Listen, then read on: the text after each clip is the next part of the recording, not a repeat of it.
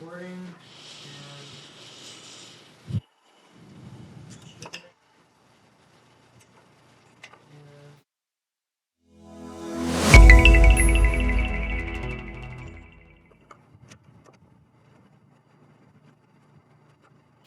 Hey, what's going on around here? I'm Jeff Noedel. I'm Heather Spaulding. Hi, Heather. Nice Hello. to see you today. Good to see you too. And we stream this show live. The show is called Hey, What's Going On Around Here? We stream live every Tuesday at 11 a.m., about the same time that the Journal of the San Juan Islands, which you edit, you are editor, about the same time that hits the newsstands. And so for 30 to 45 minutes, we talk about just a few of the important articles in the new issue.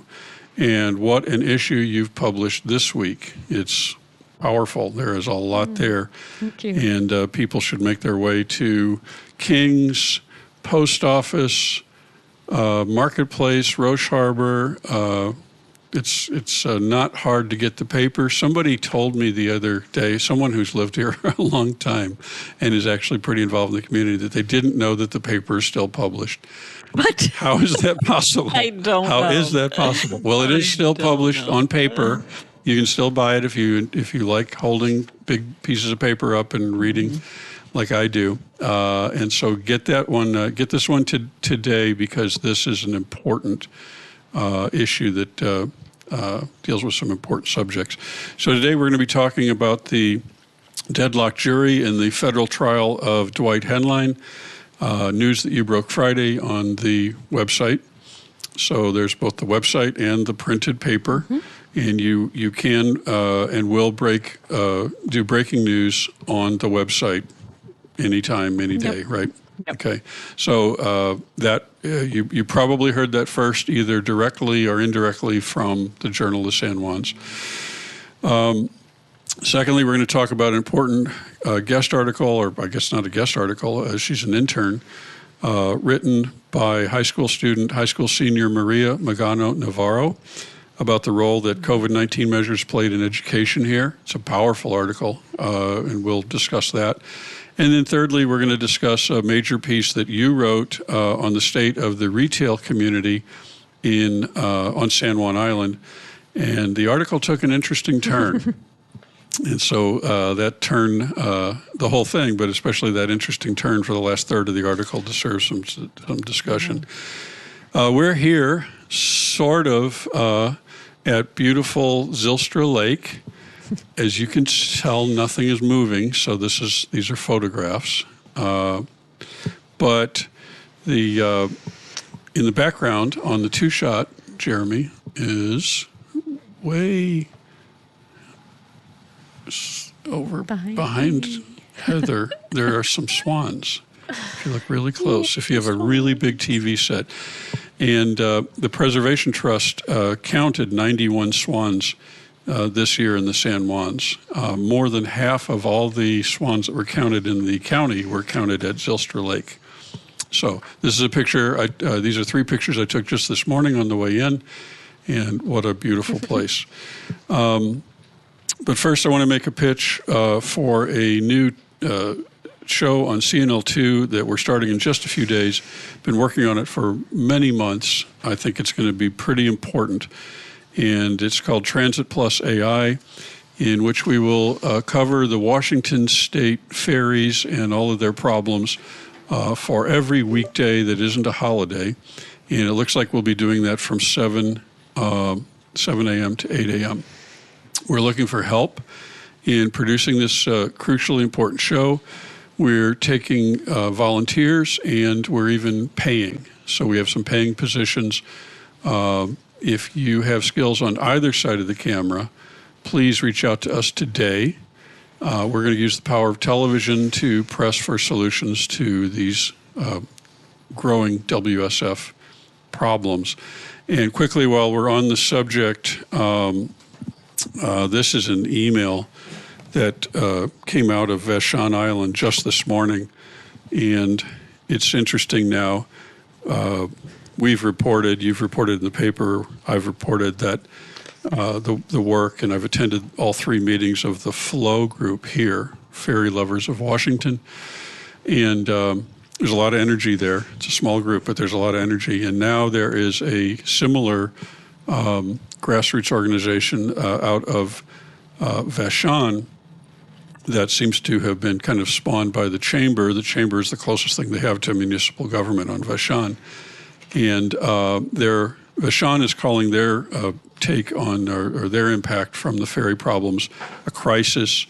They say that the island is being strangled, or the economy is being strangled, and they've identified more than 50 action items to help, which is similar to what Flo has been doing, and is also very similar to what the letter from the San Juan County and town of Friday Harbor articulated. Was it 8 or 9 ideas as well? Mm-hmm. By the way, that letter continues to have legs. We have someone who had been this week and been in contact with someone at the governor's office who said that letter is right at the top, getting nice. A lot of attention. So good. Now there are two grassroots organizations by, not coincidentally, probably the two islands that don't have any other alternative to the ferries. So storm clouds brewing. It's probably not that, but it's or some of that. But it's also interesting to me that it's just this grassroots energy. It's like almost a little bit loss of faith in the bigger system solving these. So it's like, okay, well, here we go. I want to say one other thing on that subject, because I was in the last Flow meeting, and this is disappointing to me, but the interfaith group here has been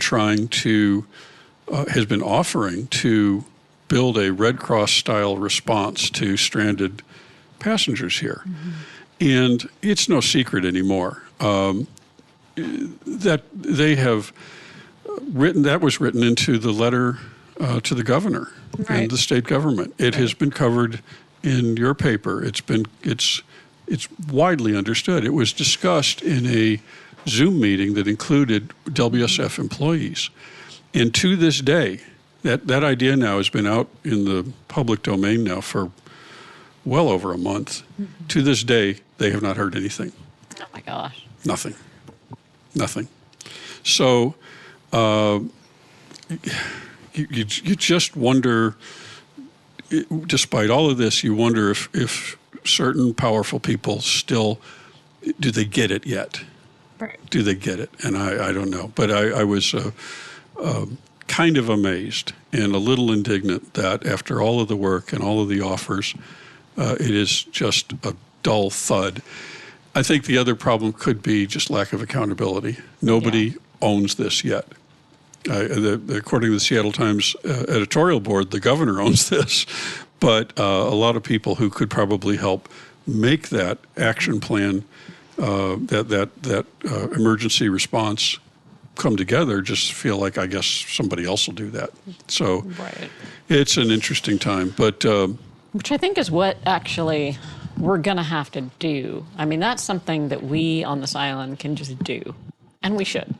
And I guess we will. And we will. And this is what islanders do. This is what I love about this community, is that we are really pioneer people that are not afraid to take a challenge and solve it for ourselves in our own way. As much as we can do. We can't build new ferry boats. There's a lot of things we can't do here that cost an awful lot of money and are very heavy lift. But yeah, I agree. I think, and she's pressing ahead. She's pressing ahead. I think it's just going to happen. Good. There was some discussion about, they called them in the meeting guerrilla signs, because she also wants signs up as to who or where you could call if you're stranded at the end of a day and the last sailing was canceled. And also no response there to just signs with phone numbers. And so there was discussion of guerrilla signs, which just appeared overnight. And it's like, you won't dare take that sign down, will you, if I put it up? So that's where we're at. It's something. So jury not unanimous in arson case is your headline. You want to talk about what we know happened last week?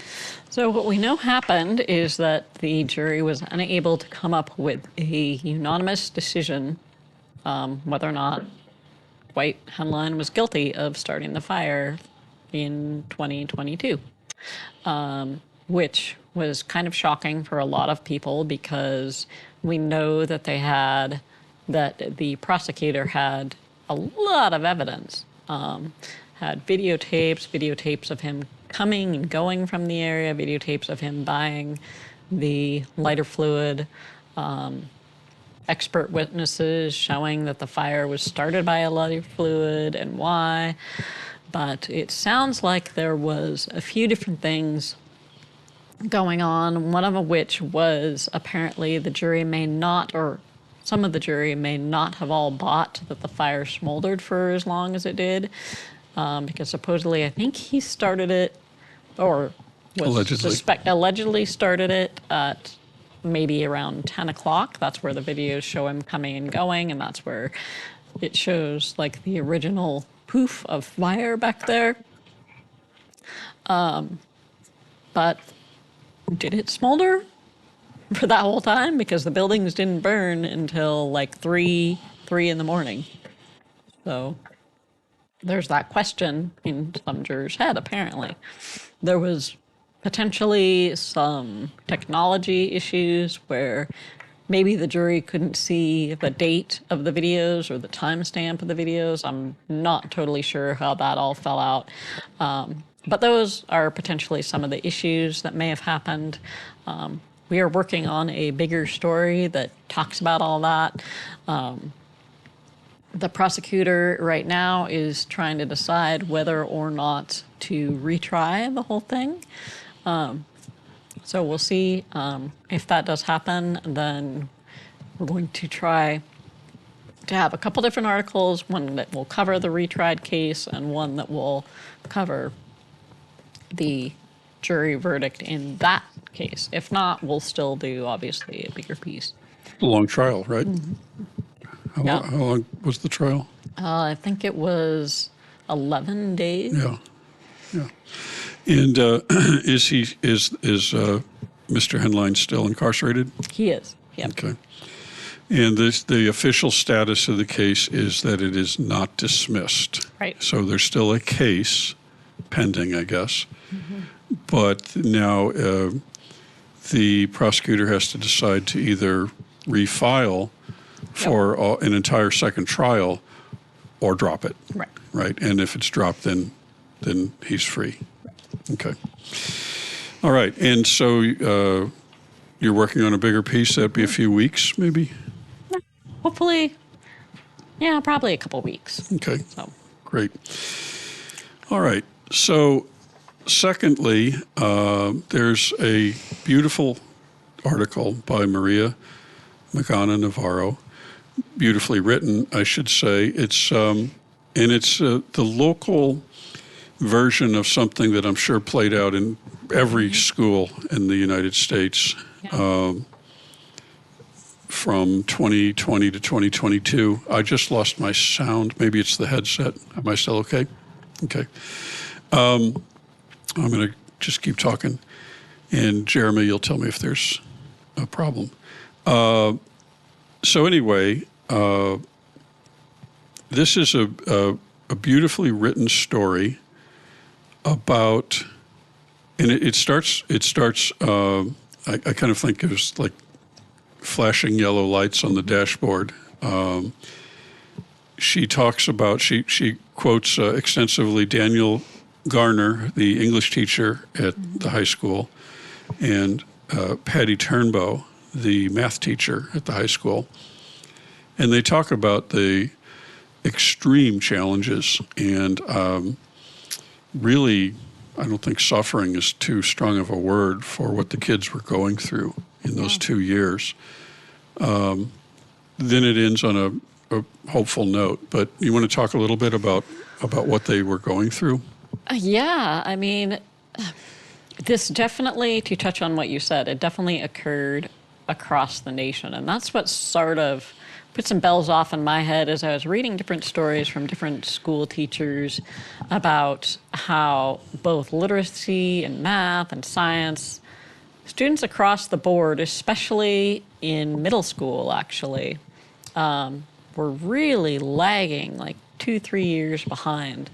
So there's that aspect of it. And I just wanted to have a local take on it. So I was so glad that Maria took it on and did what she did. I'm so proud of her for the article she wrote, because I thought it was really powerful too. She's a good writer. She is. This is very well written. Yeah. And just talking to some of her classmates and seeing what they had to say about it. And what they came out with was not just education, but the whole social struggles that they went through and emotionally what they went through. It was tough. Yeah.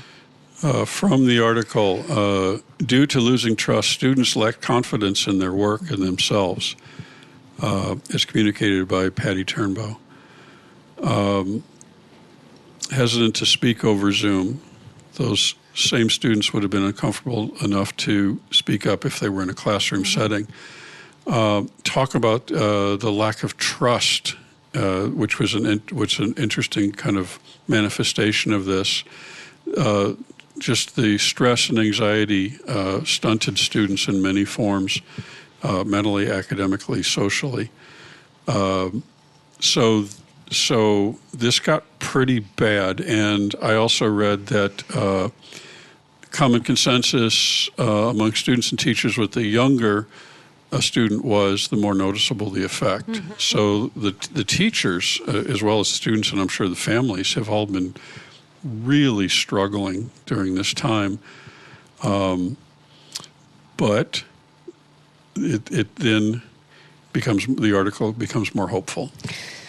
Right, because the positive outcome of all this, or what they're seeing too, is that while kids are lagging, and while they went through this trauma and have these effects, that also what the teachers are seeing is that the kids are catching up quickly, that they are resilient, that we are going to be okay. The kids are going to be okay if we just keep on the right track, if we keep up the good teaching, keep up, the social stuff. Maria writes, compassion and motivation are vital in helping students recover from the impending years of the pandemic. Things worsen before they improve. However, young minds are motivated to recover knowledge and experiences from their social, emotional, and academic lives. So great? I can't believe a high school student wrote this. It's a great article. We just gave you little snippets of it. There's a lot going on and a lot to learn. And it's really important that the entire community understand what the schools just got through and are still working through, what families went through, and particularly what these students went through. Yep. And this is, obviously going to follow them their entire lives. There's always going to be that 2-year block that was so incredibly difficult. And it's interesting to me, I'm not a person who's especially critical of the COVID measures. I remember how scary it was. I remember people dying all over the place. I knew people in Missouri that I had just heard they died from COVID. It was a scary time. And yet, not to take anything away from the decisions necessarily that were made, now we're seeing, as we kind of pull back and we're seeing more almost from a historical perspective, we're seeing the prices that were paid, whether it's the loss of almost a quarter of the Washington State Ferry staff, loss of state trooper levels that have never been regained, and impacts like this in schools. So it just means that COVID was maybe even bigger than we thought. And man, I hope it doesn't happen again anytime soon. And it makes you wonder too if things might be done a little differently. This was an enormous cost for these kids to pay. But I think too, it's not necessarily an impact on or a statement on what the schools did. And yes, maybe if heaven forbid it happened again, we might do things a little differently. But I think that the schools did the best they could Oh, with yeah. what they had. I do too. No, I do And too. I think how amazing it is that we had the technology we did to get through something like that. Because imagine lockdowns happening in the 1800s, Right. for example, if you couldn't leave your farm or whatever. Total freezing It would have of been everything. And in this way, because of the technology, right. education still did continue. And her article also explains that some kids did fine. Some kids adjusted and were able to get through it. Just fine. So, and yeah, I'm not second guessing all of the things that had to be done. People were dying. Yeah. Many people were dying. Terrible deaths. Enough that it dropped our data point for our length of living. Yes, it did. Yeah. So I it remember. was a big deal. I remember when the vaccines still hadn't come out. And we were in that scary zone where you knew you weren't protected, and yet you still had to go to the grocery store. You had to do these things. You heard of people getting infected that had been wearing masks. So we can't forget that.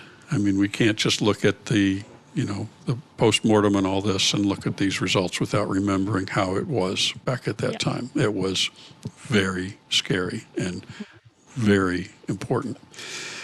Speaking of COVID, you've identified it in your great article, about 500,000 words here.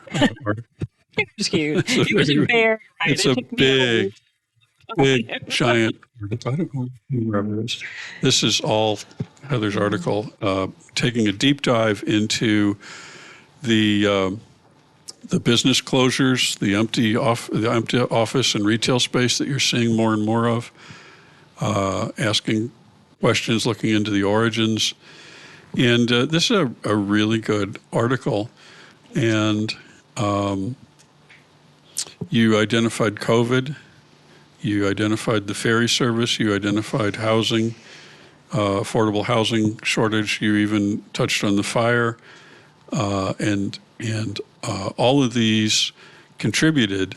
And then about 2/3 of the way through, the article turned toward a subject that I don't hear a lot about, but I think it's a really important thing to discuss. And we'll get to that in a minute. But Denise Culsett, Chris Drain, Steve Buck, Jim Carroll, all bring different perspectives to this. There is a lot of discussion in the beginning of the article about affordable housing and the role of affordable housing and these COVID and all. And then Jim Carroll gets into a list of all of the new businesses or all of the businesses that are expanding. So CNL2 didn't make that list, unfortunately, but nobody knows what we're doing here yet. So I understand that. But it is a long list. I mean, it's like almost an entire column of businesses that are fighting the fight. They're optimistic. They're making the effort. So despite all of the empty spaces that we're seeing, and this always happens, in commerce and capitalism, there's always another group ready to move forward. The interesting turn that the article took was about landlords, commercial landlords, and prices, and whether the landlords are meeting entrepreneurs halfway. You want to talk about that? Sure, yeah.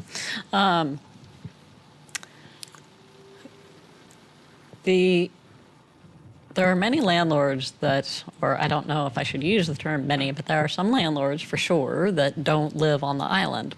And for some of them, they view this more as an investment and a way that they can make money. So what that does is it keeps some buildings empty because they make more money on tax breaks for keeping that empty than they do for actually having a business inside, which does nothing for this community. Right. So that is a struggle, and there have definitely been some people who have tried to open businesses that have found resistance to being able to open a business. Well, I So- will bring my own personal perspective to this. I've been building a business here since February, and I have looked at space in different places, and I have met some very expensive prices, sometimes on less than perfect properties. And the phrase Seattle style or Seattle prices came up in your article. I don't think it was your word. I think you were quoting, but Yeah. I can validate that. And it doesn't help. It does. And I don't know who is expected to be paying this, unless maybe it's a newcomer who doesn't know what things might cost across the street. Yeah. But I have personally encountered what you're writing about in the last third of this article, and you boil it down to kind of a choice between making money or helping the community. Is that fair? For some.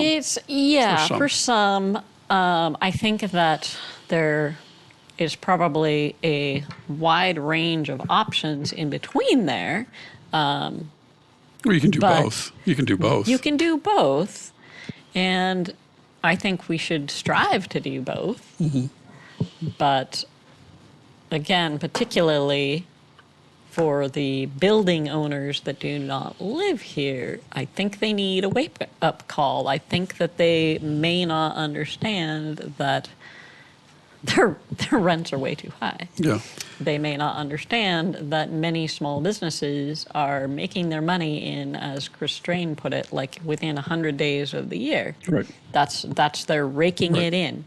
And many of them may not be able to afford employees, and so they are working their butts off during that time period to rake in the money. They have to be open, as much as possible and sell as much as possible or whatever during that time period so that they can afford these high rents during the rest of the year. There was a little discussion or mention in the article about incentives, government incentives that could be possible to try to incentivize building owners to make more inviting deals, more nurturing deals. I mean, that's how I look at it. As a commercial building owner, has the power, certainly has the power to do things that could nurture a business and help it be a success, or just be indifferent. Say,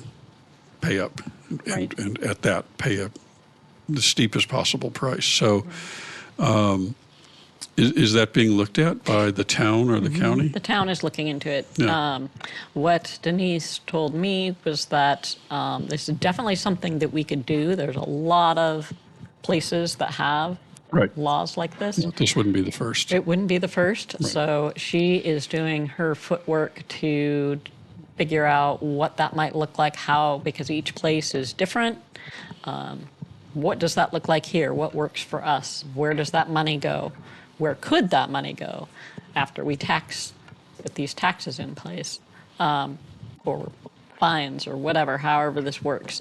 So she's doing her legwork, and she's going to do, when she comes up with the answers and figures a proposal out, she will bring it to council and then see. So. Well, there is a lot of empty buildings here, a lot of empty commercial space, a lot of unused square footage. It's easy to see on almost every major road and street. And yet the article gives a long list of that kind of symbolizes the great energy that's here. So it seems like there might be a gap there that public policymakers can work on, because the energy is there. The capitalism is there. The entrepreneurs, the ambition is there. And then we have tons of empty space. So something's out of whack. So there is a disconnect. There is a disconnect. And so anyway, it's a great article, front page of today's paper. I forgot to take a commercial break, so we're both exhausted. This has been a 35-minute or 30-minute marathon, and there is a lot to talk about. So another great issue from Journal of the San Juan Islands, and we hope that you have a great Thanksgiving, and we have a lot to be thankful for, everybody who lives on this beautiful island. And we have a beautiful and still thriving business community too. And maybe 2024 will be a great year for entrepreneurship on the island. So we're not going to say who, but we may have a special guest next week. We hope, we think. So come back next Tuesday at 11-ish. We mean to start at 11, but we have never started at 11 yet. Too late, though. No. So thank you, and thank you, Heather. And we'll see you next week on Hey, what's going on around here? Bye. Bye.